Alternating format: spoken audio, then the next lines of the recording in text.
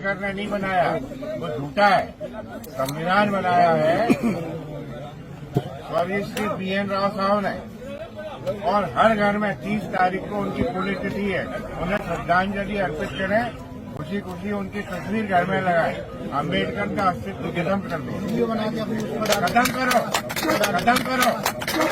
जैसे ही अम्बेडकर का अस्तित्व खत्म होगा, तुरंत ही नीले कबूतरों के पर इसी तरह कट जाए। जय श्री राम, जय श्री राम, जय लेते हैं कि जाटव समाज से ना कोई संबंध रखेंगे, नहीं अपनी जगह में आने जाने देंगे। और एक आदमी जो अधिवक्ता है, अपने आप को कह रहा है, वो बाबा साहब का अपमान कर रहा है और सरकारें चुप बैठी हैं। ये देश का दुर्भाग्य है। बाबा साहब भीमराव अंबेडकर के संविधान की महज ऐसी ताकत है कि जो अनिल मिश्रा जैसे लोग यहां बोल रहे हैं और जो अंबेडकरवादी अपने आप को कह रहे हैं, उनको नीले कबूतर कहने का, उड़ाने का काम किया जा रहा है। मेरा तो इसमें यही कहना है कि रंगों का करे जो बंटवारा, रंगों का करे जो बंटवारा, राजा वो देश का ढोंगी है। किसी खुदा ने मंदिर तोड़ा था या किसी राम ने मस्जिद तोड़ी है। और जो बाबा साहब का अपमान कर रहे हैं, सत्ताएं हमेशा नहीं रहती हैं। जो सत्ताओं का जिन लोगों को गुमान है, अहंकार है, घमंड है, सत्ताएं जो 60 वर्षों तक राज करी हैं इस देश में, वो आज अपने आप में अपना वर्चस्व समाप्त कर चुकी हैं। किसी नेता के खिलाफ बोलना बहुत आसान है इस देश में, किसी अभिनेता के खिलाफ बोलना बहुत आसान है इस देश में। और बाबा साहब भीमराव अंबेडकर के खिलाफ जब जब देश ने बोला है या किसी अनिल मिश्रा जैसे व्यक्ति ने बोला है, उनको धरातल में छुपने की जगह नहीं मिली और आसमान में उड़ने की जगह नहीं मिली। ये चंद दिनों के मेहमान हैं और इनकी राजनीति बहुत जल्द, जब जब चुनाव होता रहेगा, इन लोगों की चेहरा उजागर होता रहेगा। आज बिहार में है, 26 में ग्राम पंचायत, जिला पंचायत उत्तर प्रदेश में है, 27 में फिर उत्तर प्रदेश में है। यहां की जनता याद रखे, मैं लोगों से अपील करता हूं, उत्तर प्रदेश की, बिहार की, समस्त भारत की जनता ये याद रखे कि किन किन लोगों ने निम्न प्रकार, अनेकों प्रकार बाबा साहब भीमराव अंबेडकर का अपमान किया है। साथियों नमस्कार, जय भीम। बहुजन हलचल में आपका बहुत बहुत स्वागत है। मैं उमेश करुणा। आज हमारे साथ है जितेंद्र शर्मा जी, जो कि बहुजन समाज पार्टी के फायर ब्रांड ब्राह्मण नेता है। और आज के समय में जो हम देख रहे हैं कि मध्य प्रदेश ग्वालियर से शुरुआत हुई थी और आज पूरे देश के अंदर वह आग फैलती जा रही है। हम बात करेंगे अनिल मिश्रा, जो कि ग्वालियर हाई कोर्ट के वकील है। और आज के समय में जितेंद्र जी, जो हम देख रहे हैं कि रंगों में समाज को बांटा जा रहा है। एक तरफ नीले कबूतरों की बात कर रहे हैं अनिल मिश्रा, और दूसरी तरफ बहुजन समाज के लोग जो तथाकथित कहते हैं, वह लोग संतरी सनातनियों की इस तरीके की, मतलब अनाप शनाप बातें, ये चल रहा है। नुकसान देश का है, क्योंकि हम सभी भाईचारा चाहते हैं। तो इस चीज़ को देखते हुए आप, मतलब पहले भी एक बार इस मुद्दे को लेकर आपने बात रखी थी, लेकिन ये मुद्दा भी शांत नहीं हो पाया।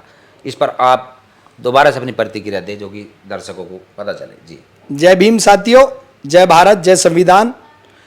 और देखिए, जहां तक आप पत्रकार महोदय, हाँ जितेंद्र, जय श्री राम भी बोलिए आप। जय श्री राम। तो देखिए, एक समाज है अपना जी। मैं जिस धर्म में पैदा हुआ हूं, मेरे उस धर्म की जो पूजा याचना, जो अर्चना है, वो मेरे मन में है, मन में है। सामाजिक किसी सड़क पर खड़े होकर जाकर के मैं जय श्री राम के नारे लगाऊं, ये भी असंवैधानिक है। और कोई अल्लाह अकबर करे, वो भी असंवैधानिक है। और बहुजन समाज के लोगों से मैं अपील करता हूं, जो वो अपने आप को बहुजन समाज या अम्बेडकरवादी या संविधान के अपने आप को बहुत बड़े लीडर या पूरक मानते हो, वो भी उनकी गलतफहमी है जी। भारत देश भिन्न भिन्न धर्मों में बटा हुआ देश है। और बाबा साहब की जहां तक बात है, जो अम्बेडकरवादी अपना ठेका उठाए कंधों पर घूमते हैं, उनके लिए मेरा यह कहना है कि बाबा साहब भीमराव अंबेडकर का अपमान जाति शेड्यूल कास्ट में होने के कारण जितना अपमान उनका हुआ है, आज भारत देश में अगर कोई व्यक्ति इतना बर्दाश्त कर ले, झेल ले कोई, उनकी क्षमता देखिए आप, कि जो सबसे ज्यादा अत्याचार दलित होने का, वो बाबा साहब भीमराव अंबेडकर के ऊपर हुआ जी। उन्होंने वो झेला। एक 8 साल का व्यक्ति बाबा साहब भीमराव अंबेडकर, फिर 12 वर्ष का, फिर 22 वर्ष का, फिर 30 वर्ष का हुआ। और 30 वर्षों तक उसने दलित होने का जो अभिशाप, जो जहर उसने पिया है, उसकी क्षमता आज भारत देश के जो अपने आप को अम्बेडकरवादी कहते हैं 140 करोड़, उनके अंदर वो क्षमता पैदा नहीं है। और उसके बाद देखिए उस आदमी की सांत्वना, उस आदमी का सब्र और उस आदमी की रूपरेखा देखिए कि जिसने 30 वर्षों तक दलित होने का जहर पिया, अपने आप को असहज समाज में महसूस किया, और जब उसने संविधान लिखने का नंबर आया तो उस व्यक्ति ने सबसे पहले सर्वप्रथम सभी धर्मों का ध्यान रखते हुए समानता का संविधान लिख के तैयार किया। वो किसी माई के लाल में, भारत के किसी आदमी में हिम्मत ही नहीं है जी जो उस किसी को कोई लिख दे। अनिल मिश्रा दावा कर रहे हैं कि डॉक्टर अंबेडकर जी संविधान निर्माता नहीं थे, संविधान तो BN राव जी ने लिखा। मतलब इस प्रकार की जो चल रही है आज, मतलब अनिल मिश्रा के लिए मेरा यह कहना है, जो ग्वालियर के अधिवक्ता है, अपमानजनक टिप्पणी करना मेरे धर्म में या मेरे खून में या मुझे बाबा साहब भीमराव अंबेडकर के संविधान ने नहीं सिखाया है। सब तो बहुत है अपमानजनक बोलने के लिए, लेकिन अनिल मिश्रा जैसे अधिवक्ताओं के लिए मेरा यही कहना है कि अगर आप इतने बड़े प्रतिपालक और दावा कर रहे हैं संविधान बाबा साहब भीमराव अंबेडकर ने नहीं लिखा, तो जो लोग सत्ताधारी लोग आपको संरक्षण दे रहे हैं, जाकर के आप किसी भी पार्टी, आपकी पूरे भारत में जहां तक भी जिस स्टेट में भारतीय जनता पार्टी की सरकार है, जगह जगह जाकर के अपने अपने यहां के मुख्यमंत्री, जनप्रतिनिधि, नेता, सांसद सभी से लिखवा करके एक प्रमाण जारी करा दें वो यहां भारत में कि बाबा साहब भीमराव अंबेडकर ने संविधान नहीं लिखा है। और जो दुनिया के 202 देश हैं वहां से किसी एक देश से लिखवा करके कोई प्रमाण ऐसा ला करके दे दे कि राव साहब ने संविधान बनाया है और बाबा साहब भीमराव अंबेडकर ने संविधान नहीं बनाया है जी। ऐसे व्यक्तियों को डूब के मर जाना चाहिए। जो संरक्षण लोग दे रहे हैं उनको उनके लिए उनके अपमानजनक बात है कि आप सत्ताधीश हैं और एक आदमी जो अधिवक्ता है अपने आप को कह रहा है वो बाबा साहब का अपमान कर रहा है और सरकारें चुप बैठी हैं। ये देश का दुर्भाग्य है। बाबा साहब भीमराव अंबेडकर के संविधान की महज ऐसी ताकत है कि जो अनिल मिश्रा जैसे लोग यहां बोल रहे हैं और जो अंबेडकरवादी अपने आप को कह रहे हैं, उनको नीले कबूतर कहने का, उड़ाने का काम किया जा रहा है।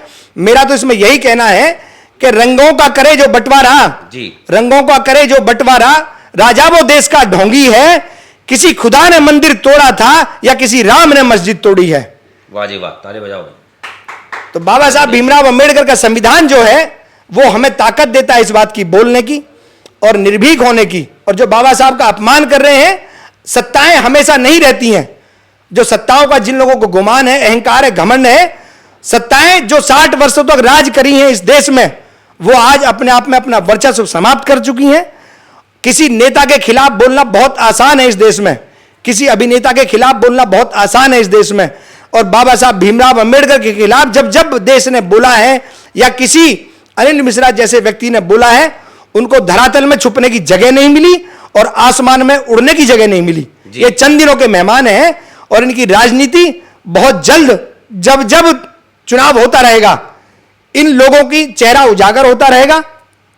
आज बिहार में है, 26 में ग्राम पंचायत, जिला पंचायत उत्तर प्रदेश में है, 27 में फिर उत्तर प्रदेश में है। यहां की जनता याद रखे, मैं लोगों से अपील करता हूं, उत्तर प्रदेश की, बिहार की, समस्त भारत की जनता ये याद रखे कि किन किन लोगों ने निम्न प्रकार, अनेकों प्रकार बाबा साहब भीमराव अंबेडकर का अपमान किया है। और जो अंबेडकरवादी इस भारत में जीवन यापन करते हैं, 140 करोड़ जनता मानता हूं मैं, तो सभी संविधान के अनुयायी हैं, उन सबको समय आने पर जवाब देना चाहिए। अपमान करने वाले व्यक्तियों की ज्वालामुखी बनकर फूटे। आज जो चिंगारी जो लोग ये लगा रहे हैं देश में, द्वेष भावना जो फैला रहे हैं, जो धर्म और अधर्म की राजनीति कर रहे हैं, उन लोगों के लिए सबक बने और एक नजीर बने। मैं पूरे प्रदेश और भारत देश की जनता से यही अपील करता हूं। जी, जितेंद्र जी ने बहुत गंभीर बातें बताई कि जो लोग एक पर्टिकुलर जाति को टारगेट कर रहे हैं, और जातियों पर बात आ गई, मिश्रा जी एक जाटव समाज यानी कि जो पर्टिकुलर उत्तर प्रदेश में बहन कुमारी मायावती जी का की जो सहजातीय समाज है उसका अपमान कर रहे हैं, उनका बहिष्कार कर रहे हैं। और दूसरी तरफ हम उन अम्बेडकरवादियों को भी, जैसे कि जितेंद्र जी ने बताया, उनको भी यही कहना चाहेंगे कि वह भी इस प्रकार एक पर्टिकुलर जाति को टारगेट ना करे, इससे हिंसा भड़केगी, देश का माहौल ख़राब होगा। और दूसरी बात यहाँ पर यह आती है कि हर समाज में, हर जाति में, हर धर्म में हर प्रकार के लोग होते हैं, अच्छे भी बुरे भी। शर्मा जी, जैसे हम देखते हैं कि बचपन से हम सुनते आए हैं, गाँव में जो संबोधन किया जाता है, पुराने लोग बुजुर्ग भी कहते हैं कि जय श्री राम, राम राम भैया, इस तरीके से अच्छा लगता है। लेकिन आज के समय में जो ये जनरेशन है एक आक्रामक रूप ले लिया है, जय श्री राम इस प्रकार से बोलते हैं, यानी ये मतलब एक धौंस है या ये एक किसी को दबाव डालने की जरूरत है, क्या है? और ऐसे ही बहुजन समाज के जो लोग हैं अम्बेडकरवादी तथाकथित, उन पर भी लागू होती है।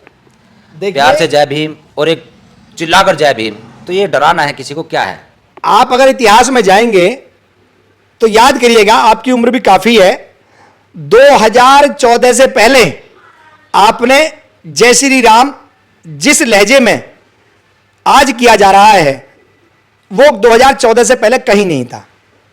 पूरा भारत एक ही तिरंगे के नीचे जय श्री राम, जय भीम, जय बाबा साहब भीमराव अंबेडकर, जय सिया राम, अल्लाहू अकबर, जय जवान जय किसान, ये भारत के नारे रहे हैं। 2014 में ही जैसे ही भारतीय जनता पार्टी सरकार की एंट्री हुई, उसके बाद में लोगों में यह लगने लगा कि जय श्री राम एक रजिस्टर्ड नारा वो सिर्फ भारतीय जनता पार्टी का है। क्या उससे पहले इसमें हिंदू लोग रहते नहीं थे? जय श्री राम करते नहीं थे? अल्लाहू अकबर मुसलमान इस्लाम धर्म के लोग करते नहीं थे? और सबसे बड़ा नारा भारत का जो अगर है सही, जिसका पेटेंट हो चुका है, जो रजिस्टर्ड है, वो माननीय पूर्व के प्रधानमंत्री लाल बहादुर शास्त्री जी ने दिया। उससे बड़ा कोई नारा दुनिया में ना होगा, ना हुआ और ना आगे कभी होगा। वो नारा था जय जवान जय किसान। इस नारे में देखिए कितनी भारत देश की मिट्टी की खुशबू आती है, और इस नारे को कहने में कोई भी दुनिया का, देश का और आउट ऑफ कंट्री, विदेशों में कोई भी लोग ऐसा नारा ऐसे बनाए जाते हैं। ये तो भारतीय जनता पार्टी ने अपना रजिस्टर्ड, अपना स्टैंप लगा करके बीजेपी का जय श्री राम को घृणित नारा बना दिया गया है, जिससे अन्य समाज के लोग जो भिन्न भिन्न देश, भारत देश अलग अलग धर्मों में बटा हुआ है, वो लोग बड़े सम्मानजनक जय श्री राम और जय सिया राम करते थे। आज वो लोग एक बार भी किसी अन्य धर्म के सामने, किसी समाज के सामने कहने को तैयार नहीं है कि हम हिंदू हैं या जय श्री राम जी। तो ऐसे ही अम्बेडकरवादी लोग, अब ये एक लोगों में ये कंपटीशन की लहर जो भारत देश में आई है वो 2014 के बाद आई है। उससे पहले आप देखिए, हमारी बहन कुमारी मायावती जी 1995 में, 1997 में, 2007 में प्रदेश में सरकार रही। आज तक आप मुझे बताइए कि जब प्रदेश में बहुजन समाज पार्टी की संपूर्ण सत्ता की सरकार बनी 2007 में, कहीं आपने किसी अम्बेडकरवादी या बहुजन समाज पार्टी के कार्यकर्ता के द्वारा सुना गया कि जय भीम जय भीम? नहीं सुना गया, कोई नहीं सुना गया। तो मजहब की राजनीति ना करके, धर्म की राजनीति ना करके, राजनेताओं से, देश के वजीर आदम, हर प्रदेश के मुख्यमंत्री, मेरी सभी से यह अपील है कि आप धर्म की राजनीति ना करें और राजनीति में धर्म हो। देखिए बहुत बड़ी बात है, धर्म की राजनीति और राजनीति में धर्म हो, क्योंकि कोई भी धर्म या मजहब आपस में बैर रखना नहीं सिखाता है। यानी किसी पर थोप नहीं चाहिए अपनी जो भी आप धर्म की राजनीति कर रहे हैं, और जब राजनीति में धर्म को आप ले आएंगे तो आप पूरे प्रदेश के, पूरे देश के हर धर्म के प्रधानमंत्री, मुख्यमंत्री, लोकसभा सांसद और विधानसभा सदस्य कहलाएंगे। ये दो प्रकरण इतने कठिन है जो भारत देश का अगर नागरिक समझ ले, धर्म की राजनीति और राजनीति में धर्म, ये बहुत बड़ी बात मैं आपको बता रहा हूं। धर्म की राजनीति जो 2014 के बाद हमारे देश में चल रही है, इसको बोलते हैं धर्म की राजनीति। और जब आप राजनीति में धर्म और मजहब ले आएंगे तो आप न्यायकारी राजा बन जाएंगे जी। और कोई भी धर्म या कोई भी मजहब आपस में बैर रखना सिखाता ही नहीं है। तो राजनीति में धर्म का सम्मान करो, धर्म की राजनीति ना करें। मेरी यही सभी नेताओं से, सभी भारत के राजनेताओं से यही अपील है। इस समाज को इतनी नफरत की आंधी में ले जाने का काम ना करें कि जो आने वाली नस्लें इस धर्म की राजनीति की फसलों को काटने का काम करती रहे पीढ़ी दर पीढ़ी, और लोग आने वाली नस्लों के, ये लोग हमें ये कहें कि हमारे ऊपर जो राजा पूर्व में गए हैं उन्होंने ऐसा नफरत का जहर फैला के समाज में तैयार कर दिया है जो आने वाले 50 वर्षों में भी कट के तैयार नहीं होगा।